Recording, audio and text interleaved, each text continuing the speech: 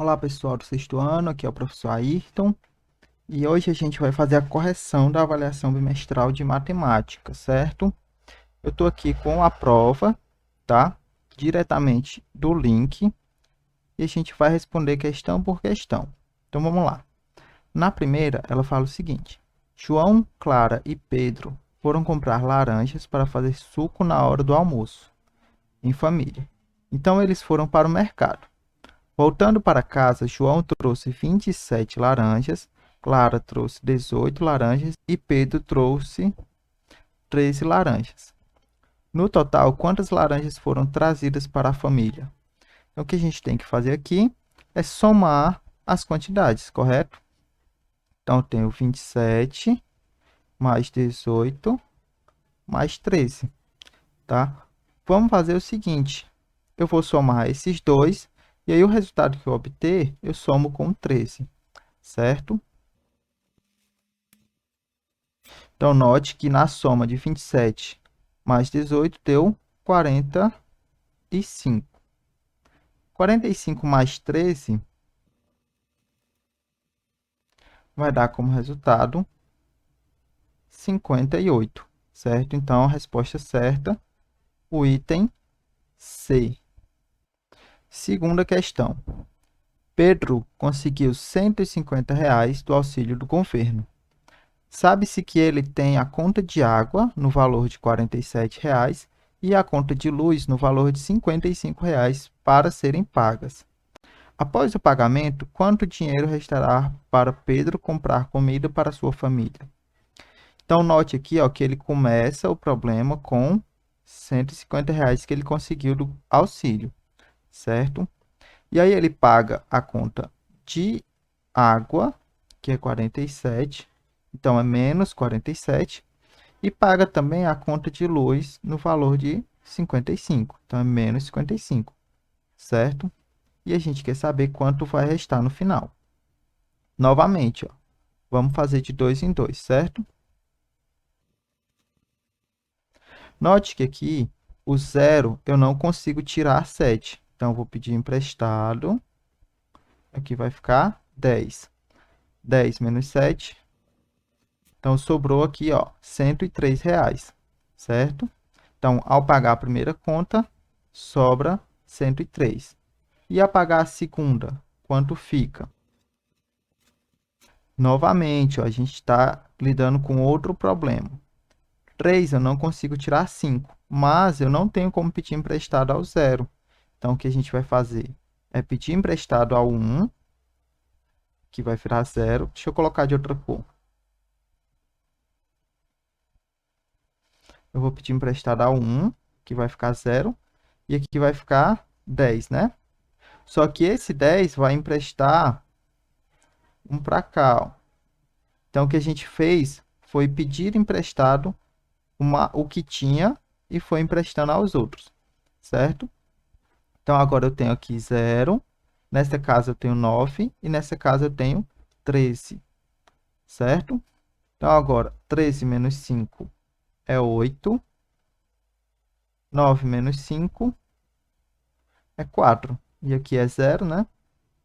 Então, sobrou R$ 48, item B. Terceira questão.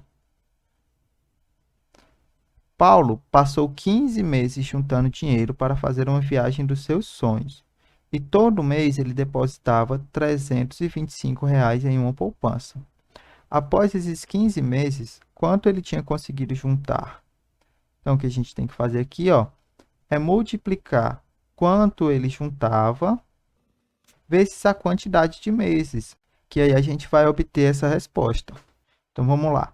5 vezes 5 é 25, né? Vai 2. 5 vezes 2 é 10, mais esse 2 de cima fica 12. Vai 1. E 5 vezes 3 é 15, mais 1, 16.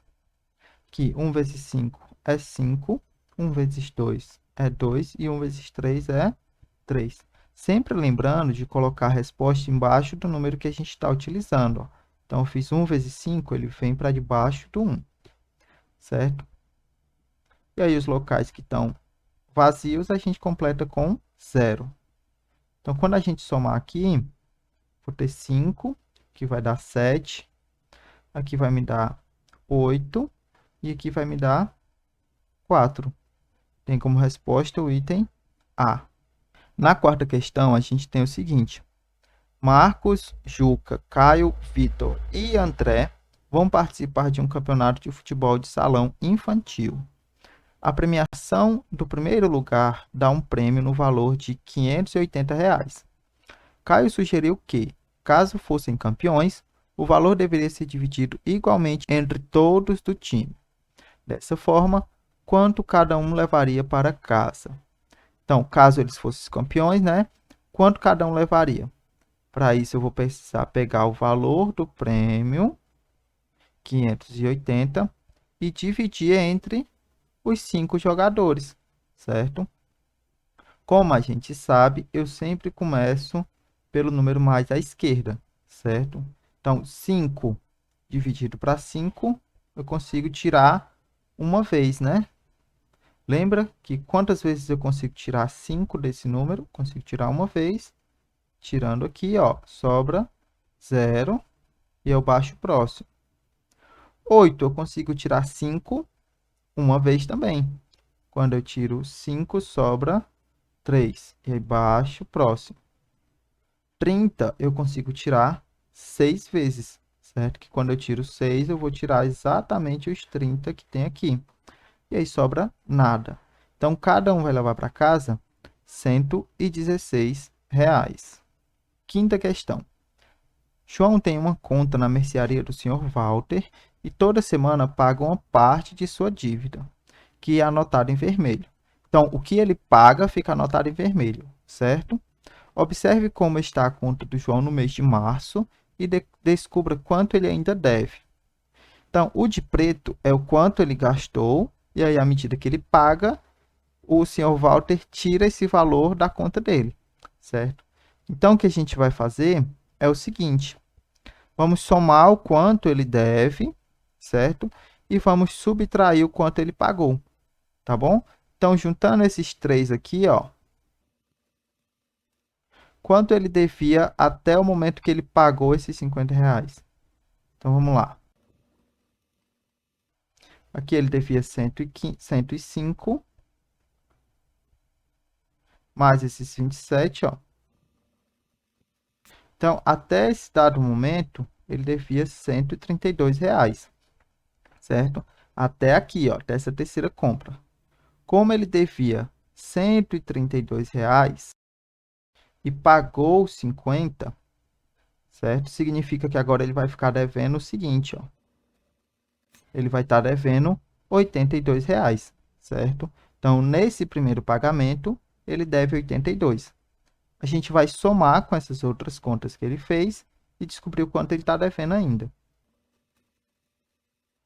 Então, com essa compra de 17, ele foi para R$ 99. E com essa compra de 25, foi para R$ 124, certo? Então, 124 é quanto ele devia até aqui, até essa compra de R$ 25. Pagando esses 50, ele vai ficar devendo, ó, R$ 74. E aí ele faz outra compra de 31, fica devendo R$ 105, item D. Beleza? Questão número 6. Camila precisou comprar pneus novos para o seu carro. Ao chegar na loja, viu que cada pneu custava R$ 320. Ela comprou os 4 pneus e parcelou a compra em 8 vezes no cartão de crédito. Qual o valor das parcelas que Camila pagará? Então, essa questão ela é um pouquinho mais complexa, certo? Por quê? A gente vai ter que fazer o seguinte, certo? Quanto ela gastou ao todo?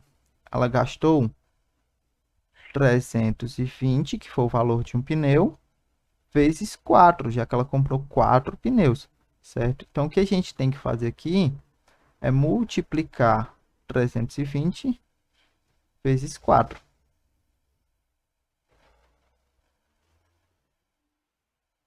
Então, ao todo, ela foi gastar R$ 1.280 com os 4 pneus, certo?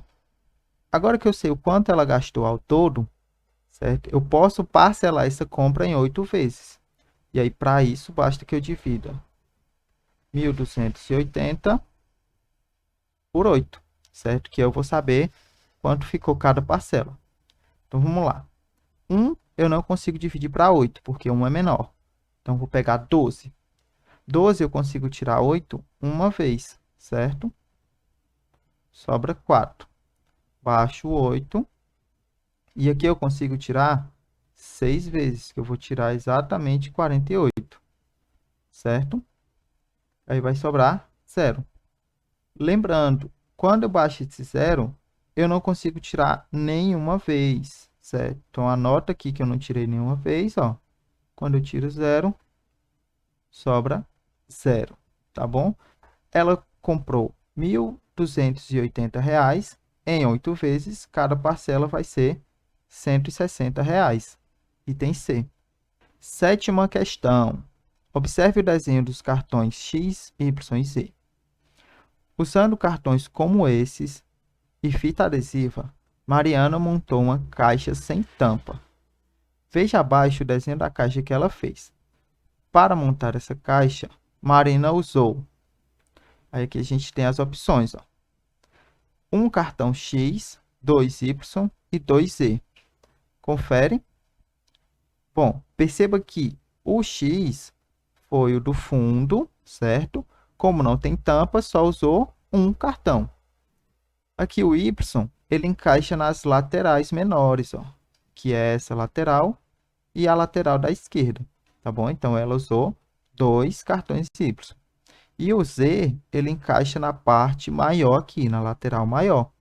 Novamente, ela usou 2, que é o lá de cima, e esse daqui mais próximo, certo?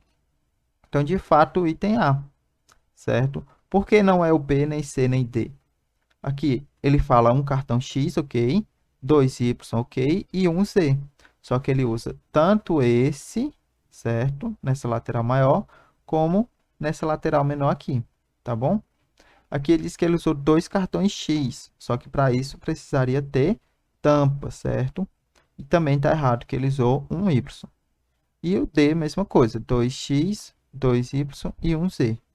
Também não pode ser porque ele tem apenas a base, não tem tampa. Então, o item A. Oitava questão. A figura seguinte representa um sólido, em qual das opções podem estar representadas todas as faces do sólido. Então, a gente tem que ver aqui aquela questão, só que ao contrário, né? Ele lhe dá as peças e pede para você montar, agora ele lhe dá a peça montada e pergunta o que você usou para montar. Antes disso, vamos tentar desmontar aqui, ó. Perceba que aqui eu tenho 2 triângulos, certo? Que é esse da frente e esse de trás. E tenho 3 peças retangulares, certo? De mesmo tamanho. O desenho não está de mesmo tamanho, mas é porque né? É difícil desenhar retângulos de mesmo tamanho. Mas, enfim, seguindo essa lógica, 2 triângulos, 3 retângulos, certo? Um da base e 2 aqui das laterais. Vamos ver se a gente acha algum item parecido. A gente tem esse A, né? 3 retângulos e 2 triângulos. Tem o B, que não são retângulos. Por quê? Porque está inclinado, ó, a lateralzinha está inclinada. Então, o item B está descartado. O item C, eu tenho 2 triângulos e 3 retângulos, certo? E o item D também. Entre A, C e D, qual seria o correto? Perceba o seguinte, ó. Os meus retângulos, eles têm que ser do mesmo tamanho, apesar que aqui não tá, né? Vou tentar melhorar aqui. Pronto. Tentei melhorar um pouquinho. Então, os retângulos, eles têm que ser do mesmo tamanho. E aqui eu não tenho retângulos de mesmo tamanho. E aqui o problema é nos triângulos, tá? Que os triângulos que são diferentes, eles também precisam ser de mesmo tamanho. Então, aqui o item A é o correto, certo? Nona questão. No desenho abaixo, aparece um objeto comum em todas as casas.